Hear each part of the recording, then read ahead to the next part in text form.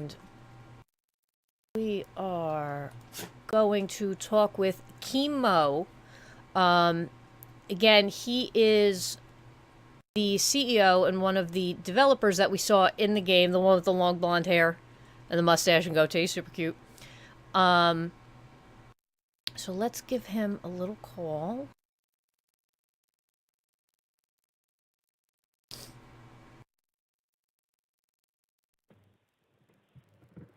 Hello. Hi there. How you doing? I'm great. How are you doing? I'm keeping the dream alive. Obviously. Yeah.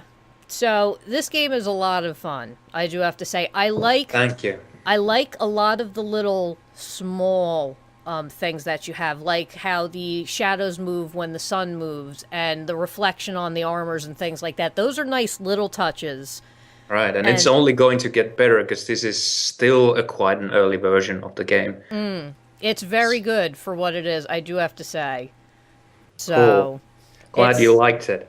I do. I can't wait to finish the tutorials to get into the to Fortuna and stuff, because there's Right, a whole lot going on over there.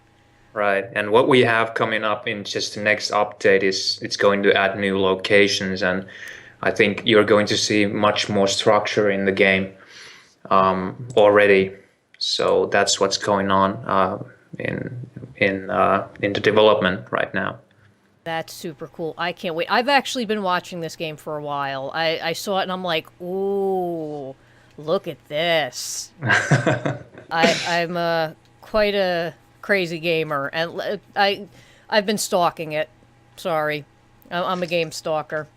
Cool. I think a lot of people are actually because a lot of people want to see where it's going, and I think what we're really are emphasizing that aspect of the game on the store page and elsewhere, that you should actually make the decision to kind of go from the stalk mode into the playing mode right after you've kind of seen that the game is going where you want it to be going. Yeah. So, and we more than talking about the game, we just love making updates for the game and making it, stand for itself in a way.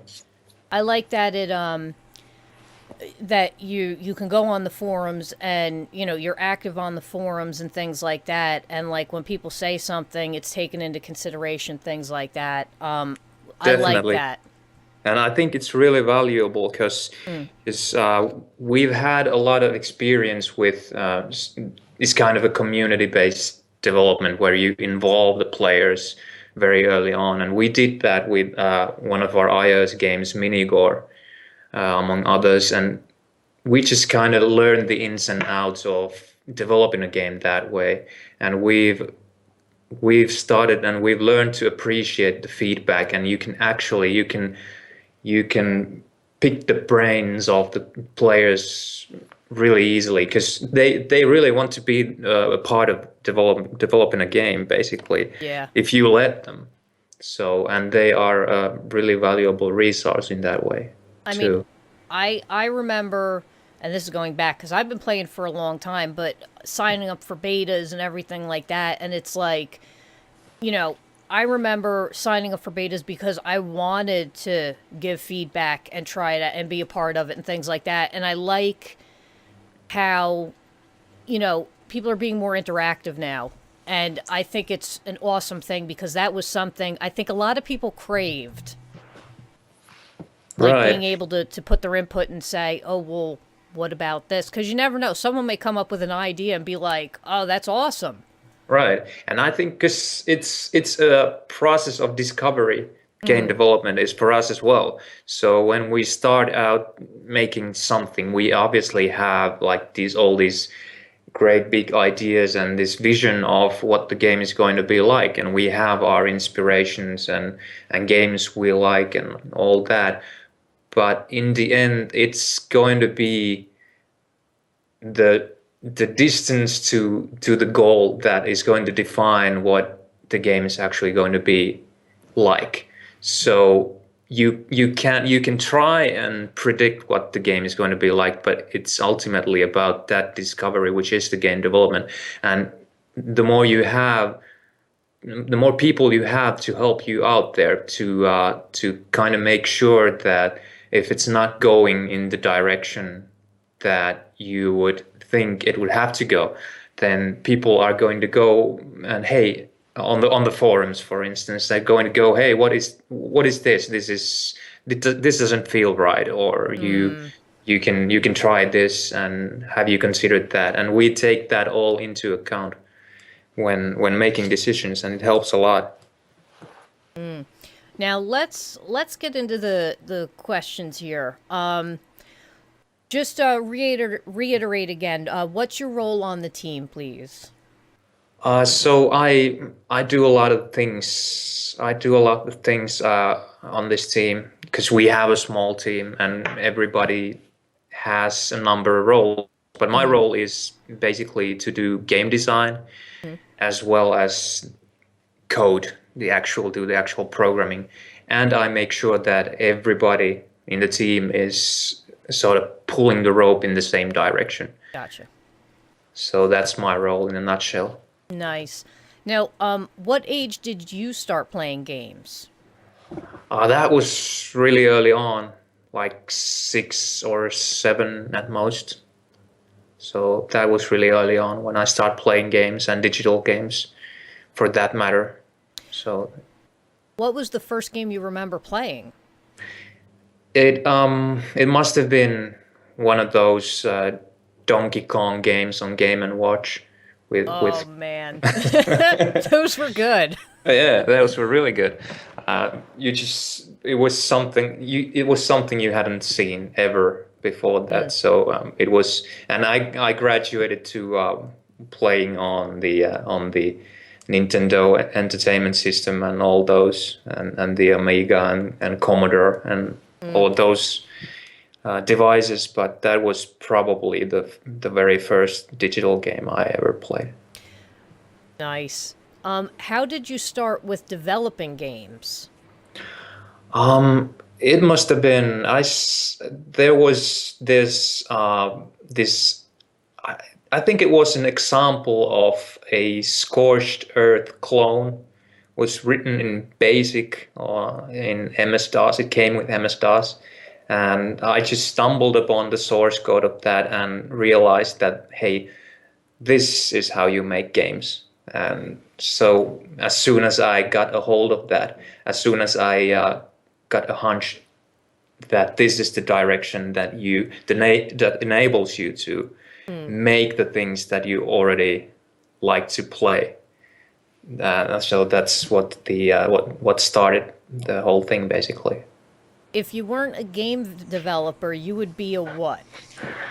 I would be I would make music, most probably. Ah. I would be a musician. I play the guitar. So do you have a hand in working on the soundtrack for Hardland as well? Well, in a way, one of my former bandmates is the composer for Hardland right now. So I have that connection, even though I'm not myself personally involved in the making of this particular musical piece. But I definitely found this guy through music. Nice. Now, why do you make games? I think it's because I like creating all these little worlds that people can then go on and tinker with, and it's almost like, and I think this is true for many game developers, it's almost like that experience with you have with Legos, and you sort of play God when you're creating worlds, and that's what's been driving me forward for a long time. But I think it started with that, and then increasingly, as of late, I'm sort of looking for new opportunities to make those worlds in such a way that the player could discover something about themselves within that world. So you sort of set up a scenario, and then you kind of set it up in such a way that it forces the player into making some sort of a decision which might be uncomfortable in some ways. And I think I'd like to take games beyond what is merely a calculation effort of cost and benefit, because some games you can easily reduce to, this is how much some resource, this is how much gold you get for doing that thing. So it's a sort of a cost benefit analysis. I'd like to take games beyond that and to make worlds that seem like they're lived in and that have characters that you can care about, and just enough so to make that decision of purely rational cost benefit analysis sway into the other direction because you cared about the character. So you're looking to get players to put like an emotional investment into it. Yes, and I think if you sort of create a believable world in which everything operates in a coherent way, in a way that makes sense for that world, then you can definitely make that happen. Yeah, you can. Now, are you planning that for Hardland? Obviously, it's so early that there's a lot to be added on. So, do you have some ideas working? Well, I think it's always been a big part of our games that you have characters like that, the characters you can care about, and it's definitely going to be a part of Hardland as well. And besides that, the how I'd describe the vision for Hardland is that it is basically going to be this open world game design, which is a series of sandboxes in which you have characters that aspire to different things, and you, as a gamer and the player, you can make your own decision about which characters you side with and who you consider your enemy, who you want to help, who you want to have no dealings with. So basically, I think we're going to see a lot of it, at least, a lot of it in Hardland already, in the way that there are characters that are that you feel are sympathetic, you can sympathize with. So and even though they don't have a quest for you that is very beneficial for you, you could still go and do that quest just because you like the character. So I think there is definitely an opportunity in there. Yeah, I noticed that a lot in Fortuna. Yeah, when I went sure. into Fortuna, like everybody talks to you. There's a lot going on. Right, and we just and it's like throwing you the game right now. It's throwing you into the deep end right away. So what we want to do is ease you in to the experience a little bit more. So what the Fortuna is going to be a smaller location in one of the upcoming updates. It's actually a lot smaller location, and there are bigger locations in the world that resemble the kind of village we have right now in the current version of the game. So you start out with all these characters, which you have only a handful in the first town or so, and the very first location where the game is going to start, it's only going to have one fisherman there, and then nearby you have town of Fortuna, and you have more characters there, and then gradually as you progress through the world, you get to know more and more characters, and it kind of unfolds the entire story as to how everything ties into the big picture. Gotcha. On how many games have you worked on so far? I've lost count. 10 to 15, I suppose. Something along those lines. It depends on how you calculate. whether you consider ports to different platforms of the same game, or if you just consider completely new games. It's probably closer to 10 if you don't count ports. Ah, okay. Now, how did the inspiration for the game's concept come about? Well, this is essentially a game that it's been cooking for a long time. So in many ways, it's a culmination of what we've kind of learned in the past 10 years or so, that we've worked on games with Mountain Sheep, and it has a lot of those things that we value as gamers in games that we love, like games like Quest for Glory series, or games like Journey, and games like Shadow of the Colossus, games like Ultima. Ultima is an obvious inspiration for us. I love Ultima. Right. Love Ultima.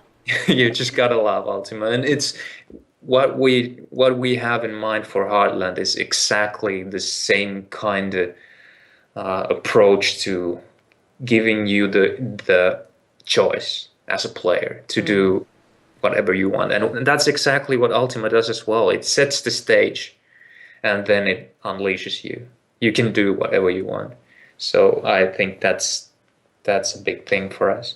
So for the inspiration for Hardland, it's sort of a culmination point for all of our aspirations and what we learned in the last 10 years. And I think we approach every game sort of in the same manner, because we like to build upon what we've learned from the past. We'd be silly if we didn't do that, really. But definitely, Heartland it's a big step up for us. Even as early as it is, you can tell it's big. It's Right. not small. It gives you the feel of big, like Right. real big. Right, and it is big, and it's sometimes we feel like we are definitely in the deep end, but then somehow we just manage to plow through these problems that it presents.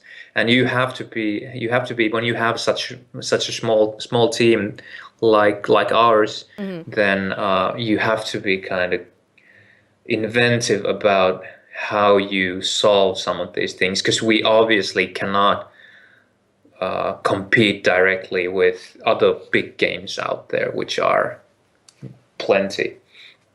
But Yeah, there's a lot, yeah. But I think we've managed to do a fairly good job thus far. Obviously, there are some things that we did right and did wrong during development, but hey, everybody does that. It happens. Right. It happens. Yeah. What inspires you outside of gaming? Oh, many things. So, well, music, obviously, because I play the guitar and listen to music a lot. I like to learn about the approach. I'll put it this way. I think I like to learn about how people approach things in life. So it can be anything. They can be about. It doesn't have to be about games. It can be about anything. I study a lot of science and scientists, and how they go about finding out new things about nature, and so on and so forth. So that's a big thing for me as well. And I go out into the nature a lot, because it's the best place to find inspiration. Really, it's I have to agree with you on that one. Right. Now, how is the game being received so far? Well, I think it's been received very well by everyone who's played it, basically. So players seem to like what we're doing so far, and the approach that we've taken to development, and just because this is an early access game, we want to make sure like players can get involved into making of the game. I think it helps direct that game into the direction which sits better with gamers. You know, because it makes for a better game. That's the bottom line. So I think that's the approach is proving quite valuable, and it's working really well. So I expect that if we don't mess up in some catastrophic way, then it's going to get a good reception going forward as well. Obviously, we need to do something. We need to do a lot more about the exposure, because this hasn't really been all over the streaming media and the press and so on and so forth. But I think we'll scale it up as we go along, as the game matures. I can see it being well received, especially once you start getting it more out there. I mean, it's very good what you have in it right now. And obviously it's only going to continue to get better, so I can't see anybody talking badly about it at all. Well, I sure hope so. Now, how long have you been working on this particular game? We've been working on it full steam for about a year now. Okay. And how many people are involved in the making of the game? We are a team of seven. Okay. 7 people is working on the game right now, and that's including myself. Nice. Do you have any examples of what's gone right so far during development? Well, I think it's, for one, the team that we have. We have the best team. We have a great team for this game. So, and I think because it's really, really important to have people who love this type of a game to work on it, because the competition is so fierce that if you truly don't care about what you're doing, then you might as well just give it up, like at the beginning. So that's definitely one. We have a great team working on this game. And I think another thing that's gone really well so far during development is the sandbox type of game design that we have, the approach to game design as a sandbox. It kind of starts off slowly, but then it really, once you get the systems running and you get that interaction between all the different game mechanics, then suddenly you start picking up speed. So that's really showing its benefits the more and more we go into the development.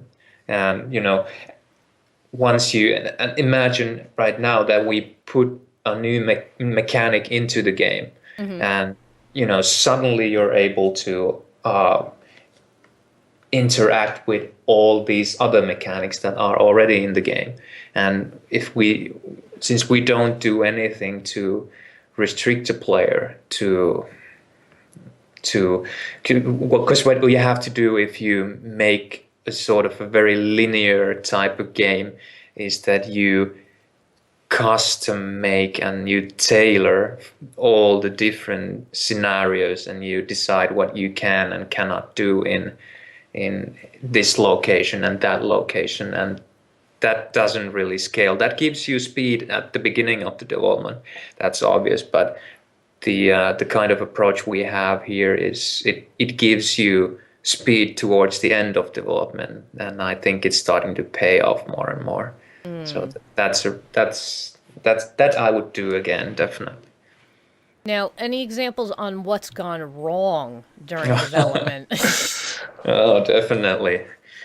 I think you learn a lot of things, many of them small, but then there are big ones as well. And for this game, so far, it must have been that we did spend a lot of time working on the problem of generating a streaming arbitrary sized worlds.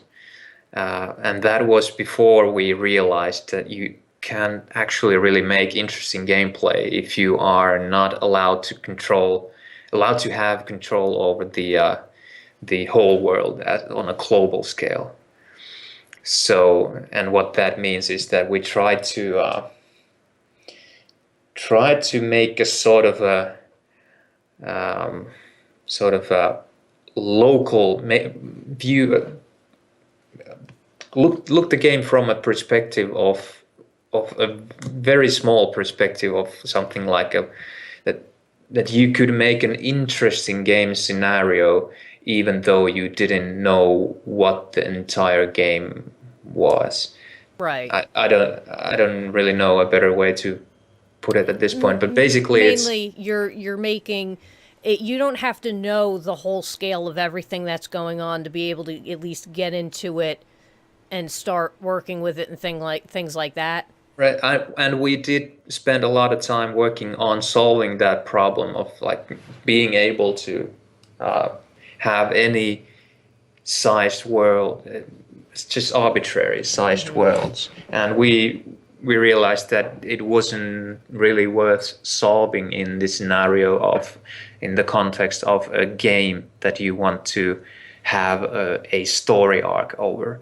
So we kind of made a quite a drastic turn basically there, into the direction that we just go ahead and say that, hey, this is the world that we have, and it's going to be like 1 kilometer by 1 kilometer, or it's going to be 500 meters by 500 meters, and then we try and put all those things into this world instead of saying that, hey, we have this little 10 by 10 meter area that we are going to generate into the world, and then we don't know what's outside of that until we actually generate it. So we tried to make it that latter way, but it didn't really work out. Or you could perhaps make it work out, but it would take you years literally to go that way.